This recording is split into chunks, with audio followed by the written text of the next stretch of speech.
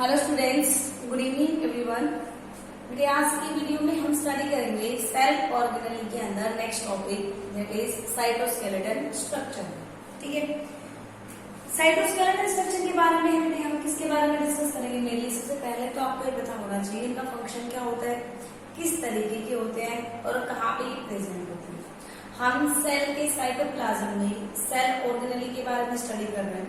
ठीक है, तो जितने भी सेल ऑर्गन है सेल के साइटोप्लाज्म के अंदर उनका जो रैंडम डिस्ट्रीब्यूशन है, जो उनकी अरेंजमेंट है कि एक पर्टिकुलर ऑर्गन को उसकी जगह पे किस वजह से वहां पे उसको रखा जाता है। सपोज करो कि हम ये कहते हैं कि एक सेल है, इस सेल के अंदर यहाँ पे माइटोकॉन्ड्रिया लोकेट है, तो ये यहीं पे घूम के यहाँ क्यों नहीं आ जाता, यहाँ क्यों नहीं रहता। तो हर सेल स्ट्रक्चर आप क्या देख रहे हैं, सेल ऑर्गन एक स्पेसिफिक जगह के ऊपर प्रेजेंट है साइटोप्लाज्म के अंदर। दैट मीन्स कि देयर इज समथिंग, कुछ तो ऐसा भी स्ट्रक्चर है, कुछ तो ऐसे भी ट्यूबुलर यहाँ पे फाइब्रस स्ट्रक्चर होते हैं सेल के अंदर, जो सेल के अंदर ऑर्गन्स की डिस्ट्रीब्यूशन करवाते हैं, सेल के इंटरनल फ्रेमवर्क को मेंटेन करके रखते हैं। ठीक है, उन्हीं स्ट्रक्चर को हम साइटोस्केलेटल स्ट्रक्चर नाम देते हैं। स्केलेटल वर्ड आगे इसका मतलब जैसे कि हमारी बॉडी के अंदर जो स्केलेटन होता है that is cartilage and bones, वो क्या करते हैं, वो हमारे सारे के सारे ऑर्गन्स हैं, सारे के सारे मसल्स हैं, दूसरे बॉडी पार्ट्स हैं, उनको उनकी जगह के ऊपर एक बॉडी को इंटरनली एक शेप प्रोवाइड करने के लिए, इंटरनली एक स्ट्रक्चर प्रोवाइड करने के लिए वो स्केलेटन होता है। Same in the same way there is some structure which is tubular, which is fibrous, and they are mainly for the किसके होते हैं बेटा, form the structural framework inside the cell, जो सेल के अंदर का फ्रेमवर्क मेंटेन किया जाता है, that is due to this cytoskeletal structure। और साइटोस्केलेटल स्ट्रक्चर के बारे में मेनली हम तीन टाइप्स हैं जिनके बारे में स्टडी करेंगे, microfilament, intermediate filament and microtubules. इनके बारे में भी हम स्टडी करेंगे। ठीक है, यूजुअली जो साइटोस्केलेटल स्ट्रक्चर है they are found only in eukaryotic cells. Prokaryotes के सेल के अंदर ये साइटोस्केलेटल स्ट्रक्चर है, ये हमें एब्सेंट मिलेंगे। एंड साइटोस्केलेटल स्ट्रक्चर है ये सेल की शेप को मेंटेन करके रखते हैं, सेल के अंदर ऑर्गन के डिस्ट्रीब्यूशन को मेंटेन करके रखते हैं, सेल के इनसाइड एंड आउटसाइड किस तरीके से मटेरियल का डिस्ट्रीब्यूशन होता है, एक्सचेंज होता है, that is also controlled by this cytoskeleton structure। So how will we define cytoskeleton structure? They are extremely minute, छोटे, they are extremely minute, fibrous and tubular structure होते हैं, जो क्या करते हैं, जिनका काम क्या होता है, which form the structural framework, which form structural framework inside the cell, जो सेल के इंटरनल एक स्ट्रक्चरल फ्रेमवर्क को मेंटेन करके रखते हैं। कहाँ पे मिलते हैं बेटा? They are mainly found only in eukaryotic cells. Eukaryotic cells के अंदर ही साइटोस्केलेटन स्ट्रक्चर मिलेंगे। और अगर हम इनके फंक्शन देखें तो इनका काम क्या होता है बेटा, this cytoskeleton structure they will maintain the shape of cell, cell की शेप को मेंटेन करके रखेंगे, सेल के एक्सटेंशन वर्क को करवाएंगे, maintain the shape of cell and its extension. They also cause distribution and arrangement of the cell organelle. They also regulate distribution and arrangement of cell organelle. That is also due to this cytoskeleton structure or intracellular and movement of the substance outside the cell. वो भी किसके द्वारा maintain किया जाता है, they also maintain intracellular and intercellular transport of the substance. All of these activities are controlled by this cytoskeleton structure. Mainly cytoskeleton structure are of 3 types. कितने type के हैं ये? मेनली हैं जिनके बारे में हम 1 by 1 इस वीडियो में स्टडी करेंगे।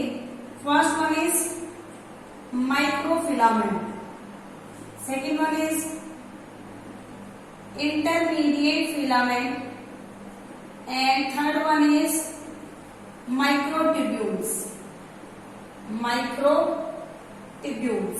ठीक है, ये 3 मेन साइटोस्केलेटन स्ट्रक्चर है जो हमारी सेल के इंटरनली फ्रेमवर्क को प्रोवाइड करते हैं। उनके सारे के सारे स्ट्रक्चर्स की, ऑर्गन्स की मेंटेनेंस करेंगे, उनके अरेंजमेंट, उनके डिस्ट्रीब्यूशन को मेंटेन करते हैं। ठीक है, now let's start from the microfilament. तो सबसे पहले हम स्टार्ट करेंगे बेटे माइक्रोफिलामेंट। माइक्रोफिलामेंट क्या होते हैं? सिलेंड्रिकल, रोड लाइक, बहुत ही नैरो और ट्यूबुलर स्ट्रक्चर होते हैं जो एक स्पेसिफिक टाइप के प्रोटीन के बने होंगे, एक्टिन प्रोटीन। आप लोगों ने देखा था कि एक्टिन प्रोटीन हमारे मसल्स के जो मायोफाइब्रिल्स फिलामेंट होते हैं, आपने सार्कोमियर की यूनिट पढ़ी थी, मैंने आपको डायग्राम में बताया था कि thin myofilament and thick myofilament. उनमें जो थिन मायोफिलामेंट है उनके अंदर ये माइक्रोफिलामेंट प्रेजेंट होंगे जो एक्टिन प्रोटीन से मिलकर बने होते हैं। टोटल बॉडी के प्रोटीन्स का 10 to 15% है वो एक एक्टिन प्रोटीन फॉर्म करता है। और बेटे इनका अगर हम थिकनेस देखें तो 6 to 8 नैनोमीटर की थिकनेस होती है और जनरली इस तरीके का बीडेड अपीयरेंस शो करता है। They form like this beaded appearance. ठीक है, किस वजह से? Due to close helical arrangement. ये जो एक्टिन प्रोटीन है this is globular protein and ये काफी क्लोज आके इस तरीके से पॉलीमराइजेशन भी करवा देते हैं। ये एक्टिन प्रोटीन अगर सिंगुलर फॉर्म में मिलता है तो उसको हम एफ एक्टिन बोलते हैं, और अगर पॉलीमर बनाता है तो उसको हम जी एक्टिन भी बोलते हैं। आगे कहाँ में प्रेजेंट है? Mainly eukaryotic plant cells and eukaryotic animal cells दोनों में मिलता है। ये भी माना जाता है बेटा जो प्रिमिटिव ऑर्गेनिजम्स थे उनके अंदर स्पिंडल फाइबर की फॉर्मेशन है, स्पिंडल फाइबर है वो ये माइक्रोफिलामेंट का बना होता है।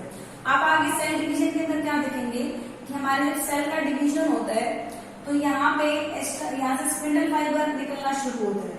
ठीक है, वो क्या करते हैं, वो हमारे सेंटर के अंदर क्रोमोसोम प्रेजेंट होंगे। आप डिटेल में स्टडी करेंगे सेल डिवीजन के अंदर, डोंट वरी, मैं आपको जस्ट ओवरव्यू बता रही हूँ। तो इन स्पिंडल फाइबर का काम होता है इन क्रोमोसोम्स को सेपरेट कराना। तो ये माना जाता था बेटा कि जो प्रिमिटिव सेल्स थी, प्रिमिटिव सेल्स के अंदर, प्रिमिटिव ऑर्गेनिजम्स में ये स्पिंडल फाइबर एंड माइक्रोफिलामेंट का बना होता है। इसके साथ में हम एनिमल सेल्स में जब देखते हैं डिवीजन होगा तो सेल का साइटोप्लाज्म है वो इस तरीके से डिवाइड करता है। तो यहाँ पे क्या बनता है बेटा? यहाँ पे ये जो स्ट्रक्चर बनेगा जिसको हम क्या नाम देते हैं? Cleavage furrow. इस क्लीवेज फरो के अंदर भी ये माइक्रोफिलामेंट प्रेजेंट होंगे। इसके अलावा ये एंडोप्लाज्मिक रेटिकुलम के साथ में, माइटोकॉन्ड्रिया के साथ में, इनके साथ में ये क्लोजली एसोसिएटेड होंगे। क्लोरोप्लास्ट के साथ में, माइटोकॉन्ड्रिया, एंडोप्लाज्मिक रेटिकुलम के साथ में, स्पिंडल फाइबर के साथ में यहाँ पे भी अटैच होते हैं। फंक्शन देखेंगे हम सबसे पहले देते हैं व्हाट आर माइक्रोफिलामेंट्स।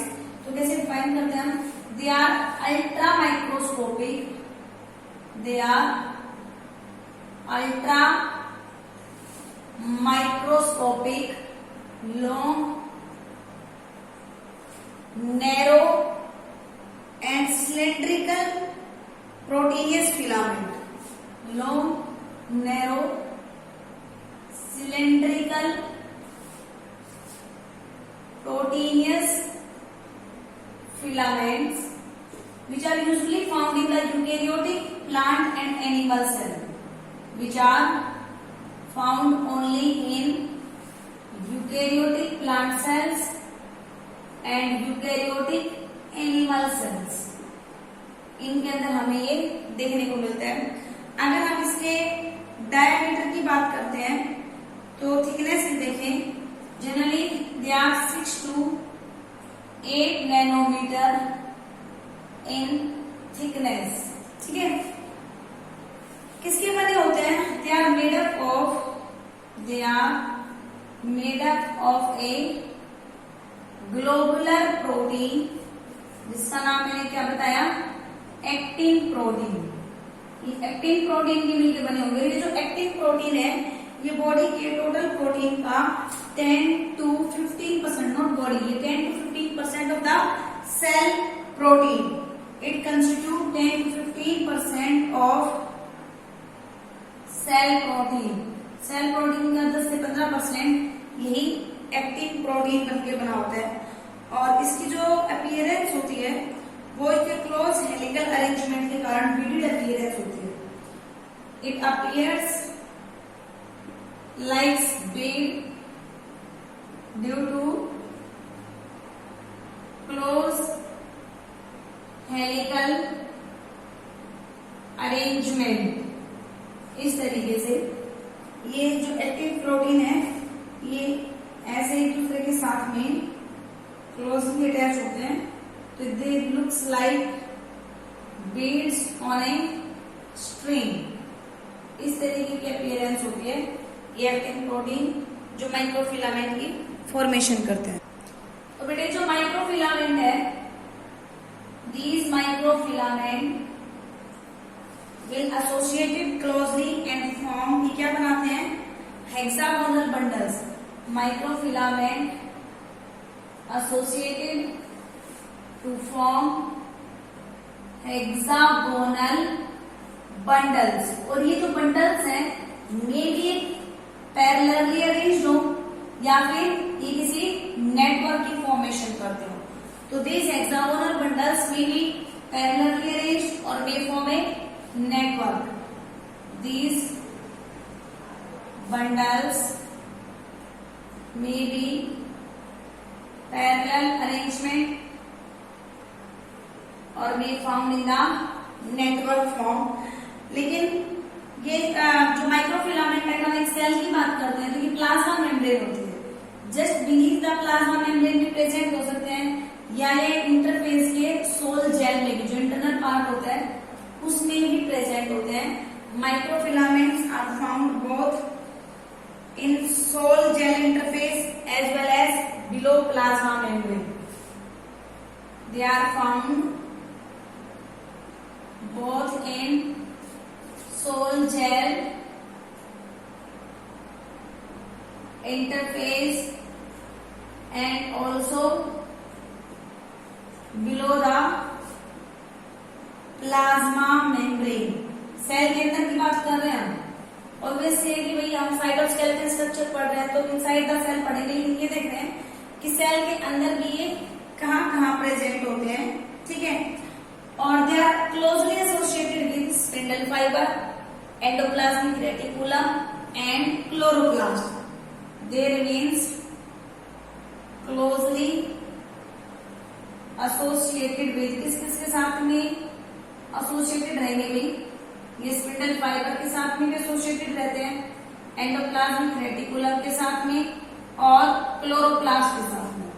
मैंने बताया था कि प्रिमिटिव ऑर्गेनिजम्स के अंदर क्या माना जाता है भाई, इन प्रिमिटिव ऑर्गेनिज्म जो स्पिंडल अपरेटस है, spindle apparatus is formed of, किसका बना होता है, माइक्रोफिलामेंट्स का, माइक्रोफिलामेंट्स का बना होता है। और एनिमल सेल्स के अंदर, ठीक है, एनिमल सेल्स में these microfilaments remains associated with cleavage furrow.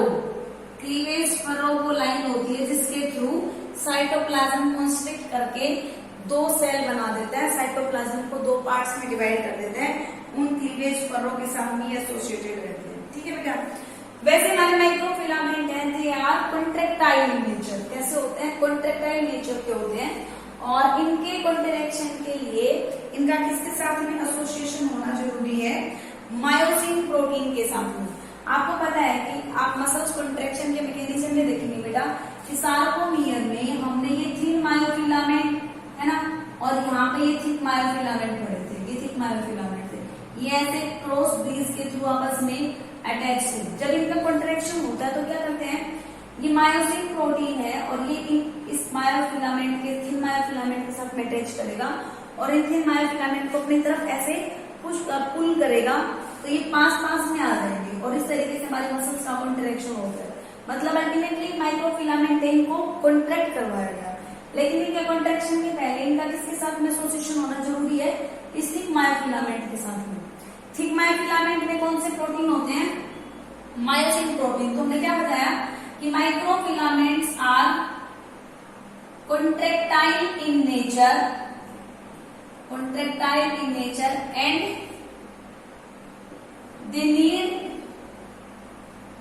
association with myosin protein. कौन से प्रोटीन के साथ में इनका एसोसिएशन जरूरी है? They need an association with myosin protein for their contraction. अपने कंट्रैक्शन के लिए इनको मायोसिन प्रोटीन के साथ में एसोसिएट होना जरूरी है। मसल्स फाइबर के अंदर जो मायोफाइब्रिल्स होते हैं, हमारी मसल्स के मायोफाइब्रिल्स हैं, they are also contain microfilament. Myofibrils of muscle fibers also contain microfilament। और जब माइक्रोफिलामेंट का कॉन्ट्रैक्शन होता है तभी हमारी मसल्स का कॉन्ट्रैक्शन होता है। ठीक है, तो हम क्या करते हैं कि बेटा when microfilament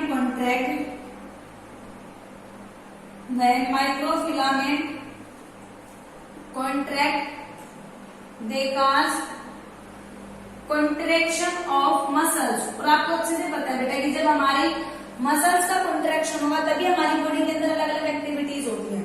हम मूव कर रहे हैं, हम लोकोमोट कर रहे हैं, हम स्पीच कर रहे हैं, they all are possible because of the contraction of the muscles. अगर हमारे मसल्स कॉन्ट्रैक्ट नहीं करेंगे, अगर उनमें पैरालिसिस हो जाता है तो हमारी बॉडी में कोई भी एक्टिविटी पॉसिबल नहीं है। तो इस तरीके से हमारी बॉडी के अंदर इवन इंटेस्टाइन के अंदर सेल्स में माइक्रोविलाई होती हैं, उनकी मोटिलिटी के लिए भी यही जरूरी होता है।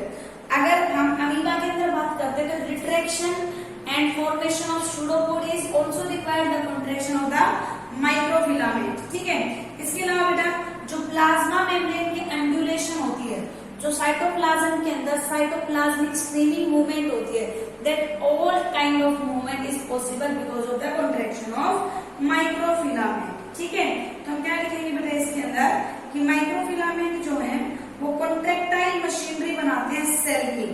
ठीक है, microfilament form the contractile machinery of cell and involved in motility aids। और मोटिलिटी एड्स के अंदर ये इन्वॉल्व करते हैं। मोटिलिटी वाली प्रक्रिया कौन कौन सी होती है? जैसे कि like formation and retraction of pseudopodia, pseudopodia का बनना, सूडोपोडिया का रिट्रैक्ट होना। Next like movement of microvilli, microvilli की undulation. Next cytoplasmic streaming, cytoplasmic streaming movement. All of this kind of movement are possible because of the contractile nature of microfilament. This is very important, this is the major function, main function of the microfilament. मतलब हमने microfilament का main काम किसने किया कि contractile nature जो होता है ना, वही इसकी मेन प्रॉपर्टी होती है। ठीक है बेटा, इसके बाद हम नेक्स्ट देखते हैं फंक्शंस ऑफ माइक्रोफिलामेंट। ठीक है, तो नेक्स्ट हम माइक्रोफिलामेंट के फंक्शंस आपको बताते हैं। देखो अभी तो मैंने आपको थोड़ी देर पहले बताया, वो सारे फंक्शन ही थे। जैसे कि बेटा साइटोप्लाज्मिक स्ट्रीमिंग, यानी कि जो साइटोप्लाज्म की मूवमेंट होती है जिसको हम साइक्लोसिस भी कहते हैं, that is also due to the microfilament. Membrane protein का stabilization of membrane protein is also done by the microfilament। इसके अलावा बेटा change in the form of the cells कब? During the development and differentiation. Development और differentiation के time पे जो sales हैं वो अपनी शेप को और अपने फॉर्म को चेंज करते हैं, that is also due to the microfilament. Myofibrils of muscle fiber, muscle fibers के अंदर जो मायोफाइब्रिल्स हैं they all are also made up of the microfilament and उसी की वजह से मसल्स की कॉन्ट्रैक्शन और रिलैक्सेशन होगा। मेम्ब्रेन अंडुलेशन जो किसके अंदर जरूरी होती है बेटा? जो फाइब्रोब्लास्ट है वो मूव कर पाते हैं because of their membrane undulation and that is also possible because of microfilament. तो हम यहाँ पे लिख सकते हैं कि fibroblast can move due two membrane undulation which is possible because of microfilament. आगे आपको बताया था कि सूडोपोडिया की फॉर्मेशन एंड सूडोपोडिया की retraction, this is also because of microfilament. Cleavage furrow जो सेल डिवीजन के टाइम पे बनती है उसके साथ में भी माइक्रोफिलामेंट एसोसिएटेड है, इसलिए हम क्या कर सकते हैं सेल के डिवीजन में भी रोल प्ले कर रहे हैं। तो इसके साथ साथ बेटा हमारे मेम्ब्रेन के जो दूसरे सेल कंपोनेंट है जैसे pigment granules, chloroplast, other cell organelle, वो भी अपनी पोजीशन को चेंज कर सकते हैं। That also happen because of the microfilament. तो इस तरीके से हमने देखा कि माइक्रोफिलामेंट है वो कहीं ना कहीं किसी भी सब्सटेंस की मूवमेंट के अंदर इन्वॉल्व है क्योंकि इसके पास कॉन्ट्रैक्टाइल प्रॉपर्टी है। ये हमारा फर्स्ट टाइप का साइटोस्केलेटन स्ट्रक्चर का माइक्रोफिलामेंट। इसके बाद हम सेकंड स्टडी करते हैं इंटरमीडिएट फिलामेंट। बेटे हम सेकंड टाइप का स्ट्रक्चर पढ़ेंगे इंटरमीडिएट फिलामेंट। साइटोस्केलेटन स्ट्रक्चर जो है ये कैसा होता है, ये सॉलिड होता है, ये होलो नहीं होता, ठीक है। सॉलिड और अनब्रांच फिलामेंट होगा जो बहुत सारे अलग अलग टाइप के प्रोटीन से मिलकर बना होता है। जनरली इसकी थिकनेस है वो 10 नैनोमीटर है, कंपैरेटिवली माइक्रोफिलामेंट से ज्यादा। ये 4 टाइप के होते हैं, डिपेंड ये कहाँ पे प्रेजेंट होते हैं। जो केराटिन फिलामेंट है ये keratin of skin and desmosome form करते हैं। दे आल्सो फॉर्म डेस्मोसोम जो एक टाइप का सेल जंक्शन है। दूसरा आता है बेटा न्यूरोफिलामेंट्स। न्यूरोफिलामेंट्स कहाँ प्रेजेंट होते हैं, एक्सोन में और डेंड्रोन में of nerve cell. They are found in the axon and dendrons of nerve cell. Dendron मतलब डेंड्राइट्स उनमें प्रेजेंट होंगे। गैलियन फिलामेंट है ये कहाँ पे मिलते हैं, they are found in the astrocytes of nerve cells of nerve tissue. आपने देखा था कि नर्वस टिश्यू के अंदर हमने जब स्टडी किया था तो वहां पे एक टाइप की सेल्स होती है जिसको हमने मैक्रोगैलियल एंड माइक्रोगैलियल सेल्स कहा था। उसी के टाइप्स बेटा गया कौन सी, एस्ट्रोसाइट्स एंड ओलिगोडेंड्रोसाइट। तो एस्ट्रोसाइट सेल्स के अंदर मिलेगी। और जो हेटेरोजेनियस फिलामेंट है ये किसमें मिलते हैं, ये मसल्स के अंदर। हमने मसल्स के सार्कोमियर में क्या पढ़ा था, सेंटर में एम लाइन थी और लास्ट में हेड के ऊपर जेड लाइन थी। तो मसल्स फाइबर के अंदर they are also found in the muscles. इसमें मसल की जो एम लाइन और जेड लाइन होती है उनके अंदर मिलेंगे। एंड न्यूक्लियस के चारों तरफ मिलते हैं अराउंड द न्यूक्लियस और किसके साथ में कनेक्ट रहते हैं, remains connected to the centrioles. अब इसके फंक्शंस की बात आती है, इंटरमीडिएट फिलामेंट्स के क्या फंक्शन होते हैं। तो न्यूक्लियस के अंदर जो उसका मेन मैट्रिक्स होता है that is composed of intermediate filament, ठीक है। इसके अलावा मैंने आपको बताया कि ये डेस्मोसोम्स की फॉर्मेशन करते हैं जो एपिथेलियल टिश्यूज के सेल जंक्शन होते हैं एपिथेलियल सेल्स के बीच में। एपिथेलियल टिश्यूज की जो इंटीग्रिटी होती है that is also maintained by the intermediate filament, ठीक है बेटा। साइटोप्लाज्म के अंदर जो स्कैफोल्ड प्रोवाइड करता है, स्कैफ प्रोवाइड करता है दूसरे सेल ऑर्गेनेली के लिए, वो भी कौन होता है, इंटरमीडिएट फिलामेंट, ठीक है बेटा। नेक्स्ट जो केराटिन प्रोटीन होता है हमारे हेयर्स में, हमारे स्किन में, उसके अंदर भी हमारे इंटरमीडिएट फिलामेंट्स प्रेजेंट होते हैं। Keratin deposit at the skin cell and provide protection against abrasions. Nervous tissue को मैकेनिकल स्ट्रेंथ प्रोवाइड करेगा, नर्वस टिश्यू के एक्सोन को, डेंड्राइट्स को, उनको भी मैकेनिकल स्ट्रेंथ प्रोवाइड करने के लिए कौन होते हैं, हमारे इंटरमीडिएट फिलामेंट। तो आपको पता है कहाँ पे कौन कौन सी जगह में प्रेजेंट होंगे। बहुत ज्यादा डिटेल में इंस्टीट्यूशंस बहुत ही कम आते हैं, लेकिन आपको पता होना चाहिए कि हमारे सेल के अंदर कौन कौन से ऐसे स्ट्रक्चर भी होते हैं जो सेल के ही स्केलेटन को मेंटेन करते हैं। ये तो क्वेश्चन दिमाग में आना चाहिए बेटे कि देखो कोई भी सेल ऑर्गेनेल है वो अपनी जगह पे है तो क्यों है, वो इधर से उधर जाता है तो क्यों जाता है, ये सब चीजें किसकी वजह से पॉसिबल है, ये because of these cytoskeleton structure, जिनमें हमने 2 स्टडी कर ली है। अब हम थर्ड वन स्टडी करेंगे जिसका नाम है microtubule. Third one is microtubules. तो बेटे जो थर्ड टाइप के साइटोस्केलेटन स्ट्रक्चर उसमें हम बात करेंगे माइक्रोट्यूब्यूल्स के बारे में। हमने लास्ट में इंटरमीडिएट फिलामेंट पढ़ा तो उसको मैंने क्या बताया था, सॉलिड स्ट्रक्चर, लेकिन ये कैसा है, hollow structure. This is unbranched, वो भी अनब्रांच्ड था but that was solid and this one is hollow and सब माइक्रोट्यूब्यूल्स होता है जो प्रोटीन का बना होता है। इस तरीके से सिलेंड्रिकल स्ट्रक्चर है, जैसे कि आप इमेजिन करो कि एक सिलेंडर है जो बीच में से बिल्कुल एम्प्टी है और ये इसकी वॉल है। ये किससे बना होता है, ये ट्यूबुलर प्रोटीन से बना होता है। अगर आप इसके अरेंजमेंट देखेंगे इसकी वॉल में तो इस तरीके से 2 ट्यूबुलर प्रोटीन होते हैं जिन जो यहाँ पे अरेंज होते हैं प्रॉपरली और पूरे के पूरे इस माइक्रोट्यूब्यूल्स की फॉर्मेशन करते हैं। ऐसे एक दूसरे के ऊपर 2 ट्यूबुलर प्रोटीन है, alpha and beta tubular protein.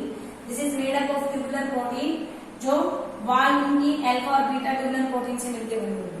अगर हम इसके डायमीटर को देखते हैं तो कितना होता है 25 नैनोमीटर। सबसे ज्यादा थिक होता है ये माइक्रोट्यूब्यूल्स, 25 नैनोमीटर का होगा। इसका जो सेंट्रल वाला कोर है ये तो आता है 15 नैनोमीटर का, 5 नैनोमीटर की ये वाली कोर होती है, 5 नैनोमीटर की ये कोर होती है।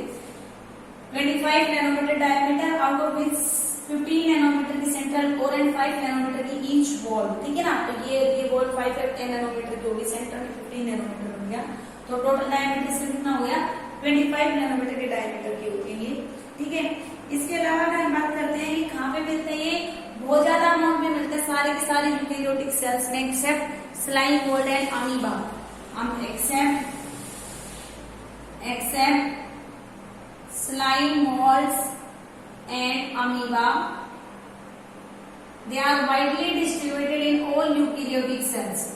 They are widely distributed in all eukaryotic cells. इसके अलावा बेटा इसका जो मेजर फंक्शन है वो बहुत इंपॉर्टेंट काम होते हैं इसके, ठीक है। क्या क्या काम होते हैं, ये साइटोप्लाज्म में प्रेजेंट होते हैं स्पेशलाइज्ड स्ट्रक्चर की फॉर्म में, लाइक सेंट्रियोल्स की फॉर्म में, बेसल बॉडी की फॉर्म में, सीलिया में, फ्लैजिला में, ठीक है, फाइबर्स में, स्पर्म के टेल में, पैरासिटिक के पैरासाइट्स की फ्लैजिला में, ठीक है, इन सब में प्रेजेंट होंगे। They are found mainly in the cytoplasm as well as it is found in cytoplasm as well as some specialized structure like centrioles में, बेसल बॉडीज में, ये स्ट्रक्चर अभी हम पढ़ेंगे सीलिया एंड फ्लैजिला, उसमें पढ़ेंगे बेसल बॉडी के बारे में, सीलिया एंड फ्लैजिला में, ठीक है, स्पर्म की टेल में and fibres of prokaryotic flagella etcetera, इन सब जगह पे काफी ज्यादा अमाउंट के अंदर ये डिस्ट्रीब्यूटेड रहते हैं, कौन, माइक्रोट्यूब्यूल्स, ठीक है। स्पिंडल फाइबर के अंदर भी माइक्रोट्यूब्यूल्स प्रेजेंट होते हैं। एक केमिकल आता है जिसका नाम होता है बेटा कोल्चिसिन। कोल्चिसिन नाम का जो केमिकल होता है वो इन माइक्रोट्यूब्यूल की एसोसिएशन को प्रिवेंट कर देता है। इसी वजह से जो स्पिंडल फाइबर है वो कॉन्ट्रैक्ट नहीं कर पाता प्रॉपर तरीके से, अगर उसको कोल्चिसिन ट्रीटमेंट दिया जाता है। तो कोल्चिसिन ट्रीटमेंट है, कोल्चिसिन केमिकल है, इट प्रिवेंट द असेंबली मतलब इनका असेंबलाइजेशन, जिसकी वजह से पूरा का पूरा स्ट्रक्चर बन सके, prevent the assembly of microtubules. आप जब सेल डिवीजन पढ़ेंगे तो वहां पे एक इंपॉर्टेंट क्वेश्चन भी बनता है कि सेल है वो पहले प्रोफेज में आती है, फिर मेटाफेज में, फिर एनाफेज में, फिर टेलोफेज में, इस तरीके से जाते जाते सेल का डिवीजन हो जाता है, ठीक है। अगर क्वेश्चन ये आए कि हमें सेल के अंदर क्रोमोसोम को स्टडी करना होता है तो सबसे बड़े क्रोमोसोम हमें मेटाफेज के अंदर दिखते हैं, और हम चाहते हैं कि सेल मेटाफेज में ही रुक जाए, वो उससे नेक्स्ट वाले फेज में ना जाए, तो उसके लिए क्या करना होता है कि जो स्पिंडल फाइबर होते हैं ना उनको तोड़ देना, उनको डिग्रेड करना होता है। तो जो साइटोलॉजिस्ट होते हैं, जो क्रोमोसोम्स की स्टडी करते हैं, वो उस सेल को कोल्चिसिन ट्रीटमेंट देते हैं। तो क्वेश्चन ये आता है कि कोल्चिसिन ट्रीटमेंट क्या होता है, क्या करता है, ये माइक्रोट्यूब्यूल्स की असेंबली को प्रिवेंट करता है, जिसकी वजह से जो स्पिंडल फाइबर है वो डिग्रेड कर जाएगा और वो कंप्लीटली कॉन्ट्रैक्टाइल नहीं रहता, तो उस क्रोमोसोम्स को सेपरेट ना नहीं कर पाएगा, and because of this reason cell जिस स्टेज में है उसी में रुक जाएगी, नेक्स्ट स्टेज में वो नहीं जा पाता, ठीक है। तो ये कोल्चिसिन ट्रीटमेंट जो वहां पे दिया जाता है उसका मेन फंक्शन होता है माइक्रोट्यूब्यूल्स को डिग्रेड करना, मतलब माइक्रोट्यूब्यूल्स की असेंबली को प्रिवेंट करना, ठीक है। अब हम देखेंगे what are the functions of microtubule. तो फंक्शन में देखेंगे बेटा माइक्रोट्यूब्यूल्स के क्या क्या फंक्शन होते हैं। स्ट्रक्चरल कंपोनेंट का काम करता है, जैसे कि मैंने आपको बताया ये सेंट्रियोल्स में प्रेजेंट होता है, ये सीलिया एंड फ्लैजिला में प्रेजेंट होता है, ये बेसल बॉडी में प्रेजेंट होता है, तो वहां पे ये कंपोनेंट का काम करता है, उनका एक पार्ट बनाता है। नेक्स्ट बेटा साइटोस्केलेटन का भी इंपॉर्टेंट रोल होता है। माइक्रोट्यूब्यूल्स हैं, ये रिजिडिटी एंड शेप प्रोवाइड करती हैं कुछ सेल पार्ट को, जैसे कि स्यूडोपोडिया और axon of nerve cell, they provide shape and rigidity to the some part of cell, some of the cell part, जैसे कि मैंने आपको क्या क्या बताया स्यूडोपोडिया में, और दूसरा किसके अंदर बेटा नर्व सेल के एक्सोन में, ठीक है। नेक्स्ट क्या आता है माइक्रोफाइब्रिल्स की किस तरीके की ओरिएंटेशन होती है, अरेंजमेंट होती है प्लांट सेल के अंदर, जो सेलुलोज माइक्रोफाइब्रिल्स होते हैं उनके orientation is also decided by the microtubules. ऐसा किसके अंदर होता है? In case of plant cell, जिसमें हम किसके बारे में बात करेंगे कि सेलुलोज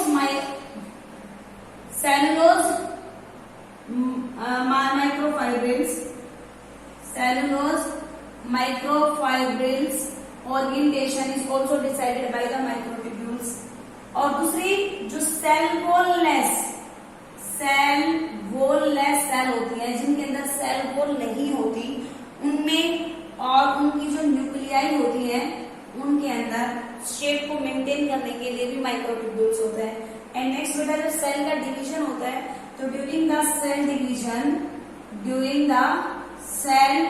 डिवीजन हमारे न्यूक्लियाई की जो मूवमेंट होती है, मान लो सेल डिवाइड कर इसका न्यूक्लियस डिवाइड कर दिया, इसको किस किस पार्ट में जाना, कहाँ पे, that is also done by the microtubules. इस तरीके से हमने तीनों की तीनों साइटोस्केलेटन स्ट्रक्चर्स के बारे में स्टडी किया, microfilament, intermediate filament and microtubules, जो सेल के इंटरनल फ्रेमवर्क को मेंटेन करके रख रहे हैं कि कौन सा ऑर्गन कहाँ पे रहेगा, किस तरीके से अरेंज रहेगा, that is also done by these cytoskeleton structure. इसके बाद हम नेक्स्ट पढ़ेंगे न्यूक्लियस के बारे में एंड सीलिया एंड फ्लैजिला के बारे में। Thank you students.